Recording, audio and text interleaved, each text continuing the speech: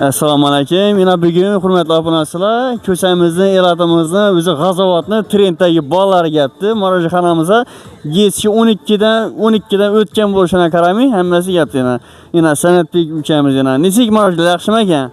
Zo'r xursandman, marajlar zo'r, ajoyib.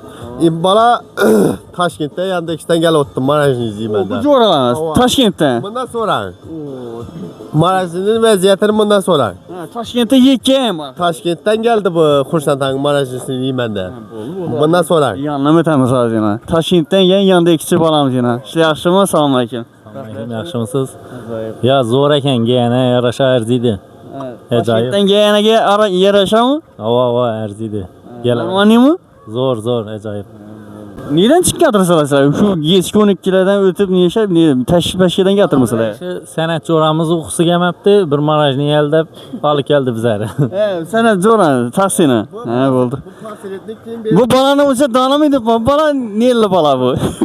Qara yüz ya, normal o'tiraymi? Siz bu uning ne chiqmisiz? Ko'rib bizlar kanalda aylanasiz bu bani. Assalomu alaykum, yaxshimisiz? Nereden geldiniz siz? Biz şu G'azovatdan geldik, neden geldik başka? Bu yerler o'zi donish emasmi shu territoriyada siz? Danish chehra. Donishang. Jannatim uyida. O'zi bu yerlar sizga qarash o'xshaydi. Ava, xudo xolasa. İş territoriyalar. Bo'ldi, gap yo'q. Sizlar yana bir marta kutib qolamiz. Yana kimlar akkalash kerak? Ertangmi? Ertang videodan ko'rasiz bizlar. Ha, yo'q, yana kim masalan qalayotgan jo'ralarimiz bo'ladi, kimlar akkash kerak? Odam bormi? Shohrux aytganamiz ber ertang. Shohrufdan ham. Gaplashtirasiz. Shohrux.